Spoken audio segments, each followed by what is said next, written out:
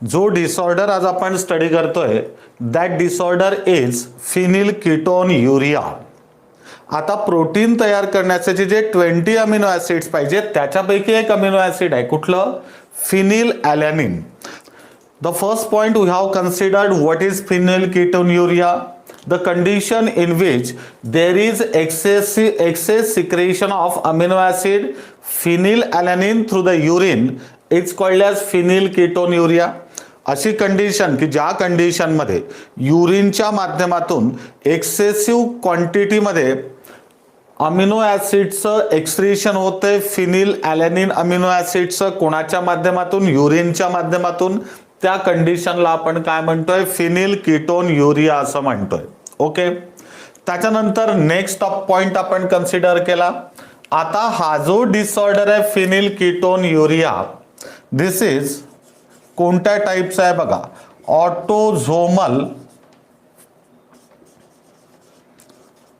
किंवा autosomal inherited disorder. म्हणजे याचा जो जीन आहे कोणाचा? फिनिलकीटोन्युरियाचा, ज्याच्या माध्यमातून एक्सेसिव्ह क्वांटिटीमध्ये फिनिलॅलॅनिन अमिनो ऍसिडचं एक्सक्रीशन युरिनच्या माध्यमातून होत आहे. हा जो जीन आहे it is located on autosomes. Now you know the autosomes. The first 22 pairs of chromosomes in our body, out of 23 pairs of chromosomes are the autosome, and 23rd pair is the sex chromosome, and you know that sex chromosomes are also called as allosomes. Okay. आता बघूया त्याच्यानंतर पुढचा point आणखीन आपण consider केला. आता हा कसा डिसऑर्डर आहे बघा? It is inborn metabolic disorder. हा कशामुळे होतोय? It is cause due to. कोणामुळे कॉज होतोय बघा? Recessive gene. कशामुळे कॉज होतोय? Recessive gene. पण कुठे प्रेझेंट आहे? Present on autosome. जो कोणावर प्रेझेंट आहे? ऑटोझोमवर प्रेझेंट आहे. लक्षात घ्या, प्रेझेंट ऑन ऑटोझोम्स. इथपर्यंतचे पॉइंट्स लक्षात आले असेल. आता बघा आपल्या बॉडीमध्ये आता या फिनिलकीटोन्युरियाकडे जाण्याच्या पूर्वी आता एक पार्ट आपण कन्सिडर करतोय. मला सांगा, we have already studied the enzymes. आपण एन्झाइम्स स्टडी केलेले आहेत. Now what are the enzymes? Enzymes are the specialised protein molecule which catalyzes a specific type of biochemical reaction in the cell is called as enzyme. Enzyme काय? एक specialised protein molecule आहे, polypeptide molecule आहे. जो polypeptide molecule काय करतोय? आपल्या बॉडीमधली एखादी biochemical reaction कॅटलाइज करतं. त्याला आपण काय म्हणतोय? एन्झाइम असं म्हणतोय. आपण एक स्टेटमेंट आणखीन एन्झाइम मध्ये पाहिलं होतं when we studied the biomolecule chapter. All the enzymes are protein. म्हणजे कुठलंही एन्झाइम उचला, every enzyme is protein. But remember this thing, there are certain exceptions. या एक्सेप्शनच्या भानगडीत 12th स्टँडर्ड पर्यंत पडायचं नाहीये तुम्हाला. 12th नंतर ज्यावेळेस तुम्ही हायर स्टँडर्ड मध्ये जाल त्यावेळेस याचे जे काही एक्सेप्शन्स आहेत ते पुढे जाऊन तुम्ही स्टडी कराल. पण आजच्या पुरतं लक्षात ठेवायचं आहे, all the enzymes are protein. आता एखादं एन्झाइम तयार करायचं आहे म्हणजे जर एक एन्झाइम असेल तर हे एन्झाइम काय आहे? प्रोटीन आहे. एन्झाइम्स काय असतात? प्रोटीन आहे. आता आपण प्रोटीन म्हणजे काय ऑलरेडी पाहिलेलं आहे. Protein is nothing but it is a chain of amino acids. Protein कशाची चेन आहे? अमिनो ऍसिडची चेन आहे. These are the amino acids and these amino acids are linked by this bond and this bond is called as peptide bond. याला कोणता bond आपण म्हणतोय? Peptide bond असं म्हणतोय. And that's why we have defined protein as a chain of amino acid linked by peptide bond. Protein काय? Chain आहे. कशाची chain आहे? अमिनो ऍसिडची चेन आहे की ज्यामध्ये अमिनो ऍसिड्स कशाने लिंक होत आहेत? पेप्टाइड बॉन्ड्सने लिंक होत आहेत. आता आणखीन एक महत्वाचा मुद्दा लक्षात घ्या. If you consider a cell, consider a cell and you know that cell has the nucleus, it contains DNA. याच्यामध्ये काय प्रेझेंट आहे? हा डीएनए इज देअर. या सेलच्या न्यूक्लियसमध्ये काय प्रेझेंट असतं? डीएनए प्रेझेंट असतं. And this DNA determines all the biochemical processes taking place in that particular cell. या सेलमध्ये जेवढ्याही बायोकेमिकल रिएक्शन घडून येत आहेत, म्हणजे काय होतंय, कुठल्या वेळेस कोणतं प्रोटीन तयार करायचं, किती प्रमाणात तयार करायचं, केव्हा तयार करायचं, केव्हा त्याचं सिंथेसिस स्टॉप करायचं, हे सर्व डिसाईड करायचं काम कोण करेल? डीएनए मॉलिक्यूल करतं. And that's why this DNA is the master molecule of the cell and it is located in the nucleus. आणखीन एक गोष्ट लक्षात घ्या, म्हणजे डीएनएने काय केलं, या सेलचं मेटाबॉलिझम कन्सिडर केलं. And on that metabolism includes two processes, catabolism and anabolism. आता बघा मी काय करतोय, आता हा लार्जर मॉलिक्यूल आहे, याच्यापासून आता मी काय तयार केले, टू स्मॉलर मॉलिक्यूल तयार केले. दिस प्रोसेस इज द कॅटाबॉलिझम. आता टू स्मॉलर मॉलिक्यूल मी एकत्र आणतो आणि एक लार्जर मॉलिक्यूल तयार करतो. This process is the anabolism. Catabolism plus anabolism is the metabolism. लक्षात राहील. आता हे मेटाबॉलिझम कंट्रोल करायचं आहे, हे काम कोणाचं? डीएनएचं. आणि या मेटाबॉलिझमला कंट्रोल करणं डीएनएच्या जे हातात आहे ना, ते कोणाच्या माध्यमातून आहे. म्हणजेच एन्झाईम काय? It is a chain of amino ऍसिडची चेन आहे, लिंक बाय पेप्टाइड बॉन्ड. म्हणजे याचाच अर्थ असा असेल की हा जो डीएनए मॉलिक्यूल आहे, हा डीएनए मॉलिक्यूल डिसाईड करेल या सेलमध्ये कुठल्या वेळेस कुठलं प्रोटीन तयार करायचं आहे. आणि जो डीएनएचा फ्रॅगमेंट, समजा आता हा एक फ्रॅगमेंट घेतोय डीएनएचा मी, जो डीएनएचा फ्रॅगमेंट एका पर्टिक्युलर प्रोटीनला किंवा पॉलिपेप्टाइड सिंथेसिसला कोड करतोय, याच फ्रॅगमेंटला आपण काय म्हणतोय? जीन असं म्हणतोय. In general sense, gene is the fragment of DNA which codes for a particular type of polypeptide. आता हा जो डीएनएचा सेगमेंट आहे, जो डीएनएचा सेगमेंट एक पर्टिक्युलर पॉलिपेप्टाइड सिंथेसिसला कोड करतोय, त्याला आपण काय म्हणतोय? जीन असं म्हणतोय. लक्षात राहील इथपर्यंत.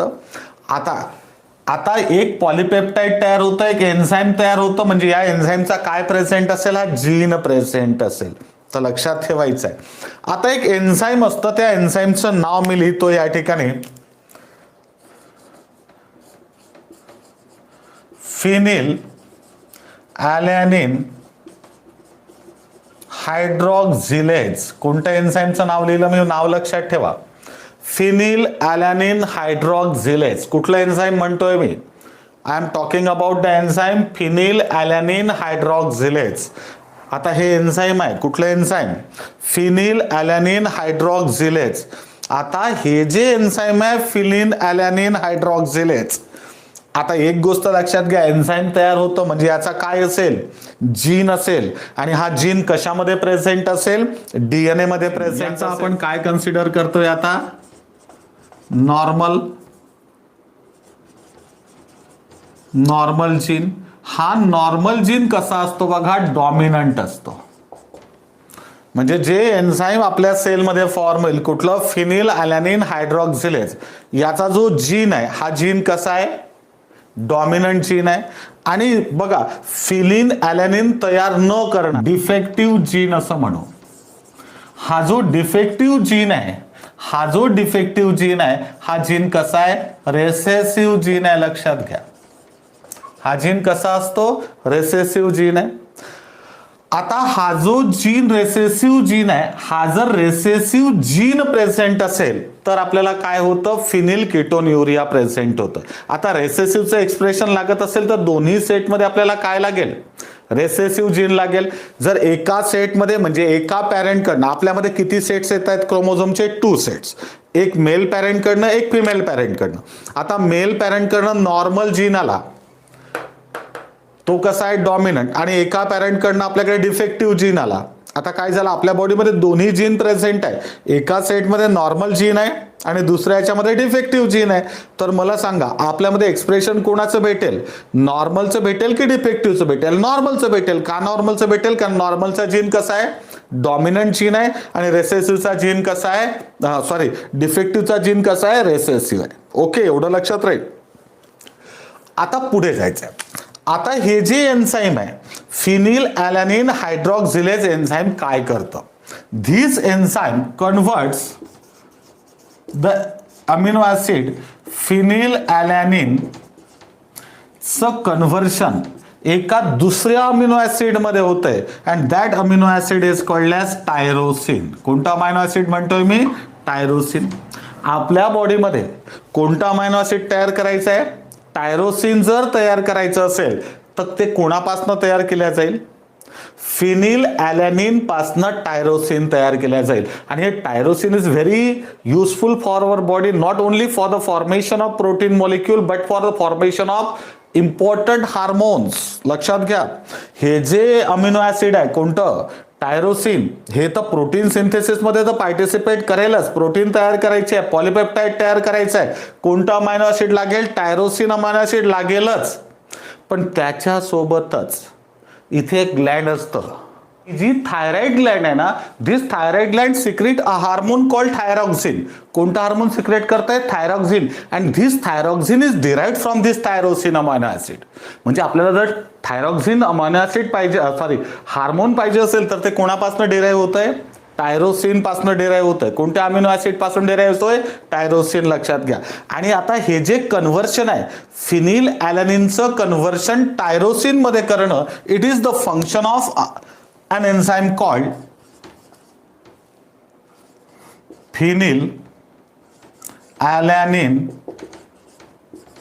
hydroxylase. कोणतं एन्झाईम आहे रे, फिनिल ॲलॅनिन हायड्रॉक्झिलेज एन्झाईम काय करतं बघा, या फिनिल ॲलॅनिनचं कन्व्हर्शन कशामध्ये करतंय, टायरोसिन मध्ये करतंय. आता हे काय झालं, फिनिल ॲलॅनिन हायड्रॉक्झिलेज काय रे, जसं आपण पाहिलं होतं, बाई म्हटल्याबरोबर काय होतं, मेल की फिमेल. डेफिनेटली आपल्याला माहित आहे इट इज द फिमेल. जर राव लागलं असेल, जी लागलं असेल तर आपण कन्सिडर करतोय की हा काय आहे, मेल आहे. म्हणजे दीज आर द राव, बाई, जी, all these are the suffix. आणि आपण एक सफिक्स यूज करतोय एन्झाईम साठी, which is that suffix, ASC suffix is use. ASC असेल तर काय असू शकतं, एन्झाईम असू शकतं. म्हणजे प्रत्येक ठिकाणी एएससी असेल तर एन्झाईम राहील का, नाही राहणार. पण एएससी असेल तर मोस्ट ऑफ द टाइम काय राहील, एएससी सफिक्स यूज केलं जाईल कोणाला नाव देताना, एन्झाईमचं नॉमेनक्लेचर साठी, एन्झाईमचं नेमिंग साठी. आता एन्झाईम आहे, आताच आपण पाहिलं एन्झाईम आहे म्हणजे काय, अमिनो ॲसिडचा सिक्वेन्स आहे. एन्झाईम आहे म्हणजेच काय, प्रोटीन आहे. प्रोटीन आहे म्हणजेच काय, अमिनो ॲसिडचा सिक्वेन्स आहे. आणि कोणत्या सिक्वेन्समध्ये अमिनो ॲसिड जॉईन करायचे आहे ही इन्फॉर्मेशन कोणाकडे आहे, डीएनए कडे आहे. आणि जो सेगमेंट डीएनएचा ती इन्फॉर्मेशन कोड करतोय, स्पेशल टाइप ऑफ प्रोटीन तयार करणारी, एन्झाईम तयार करणारी, त्यालाच आपण काय म्हणतोय, जीन असं म्हणतोय. मग जर बघा आता या फिनिल ॲलॅनिन हायड्रॉक्झिलेज एन्झाईम तयार करणारा जो जीन आहे, समजा हा जर जीन एखाद्या पर्सन मध्ये डिफेक्टिव्ह जीन आहे, कसा जीन आहे, डिफेक्टिव्ह जीन आहे. आणि दोन्ही सेटमध्ये, पण हा जीन कसा जीन आहे, रेसेसिव्ह जीन आहे. एका सेटमध्ये आला तर जमेल का कार्यक्रम, नाही. त्या कंडिशनमध्ये फिनिल ॲलॅनिन हायड्रॉक्झिलेज तयार होईलच. पण दोन्ही सेटमध्ये जर डिफेक्टिव्ह जीन आला, मेल पॅरेंटमध्ये डिफेक्टिव्ह जीन आला, फिमेल पॅरेंटमध्ये डिफेक्टिव्ह जीन आला, त्या कंडिशनमध्ये त्या पर्सनमध्ये काय होणार, ज्या क्वांटिटीमध्ये फिनिल ॲलॅनिन हायड्रॉक्झिलेज तयार व्हायला पाहिजे त्या क्वांटिटीमध्ये फिनिल ॲलॅनिन हायड्रॉक्झिलेज एन्झाईम तयार होणार नाही. आणि एन्झाईम तयार झालं नाही तर या फिनिल ॲलॅनिनचं कन्व्हर्शन कशामध्ये होणार नाही, अमिनो ॲसिड मध्ये होणार नाही, टायरोसिनच्या. आणि जर टायरोसिन तयार झालं नाही तर काय होईल, या फिनिल ॲलॅनिनचं आपल्या बॉडीमध्ये ॲक्युम्युलेशन होईल, जास्त प्रमाणात फिनिल ॲलॅनिन ॲक्युम्युलेट होईल. आणि जे एक्सेस फिनिल ॲलॅनिन आहे ते कोणाच्या माध्यमातून, या युरिनच्या माध्यमातून एक्सक्रेट केल्या जाईल. आणि त्याच कंडिशनला आपण काय म्हणतोय, फिनिल कीटोन युरिया असं म्हणतोय. लक्षात आलं का बेटा, फिनिल कीटोन युरिया कशाला म्हणायचं. आज आपण इथेच थांबूया. उद्यापर्यंत माझ्याकडनं नमस्कार.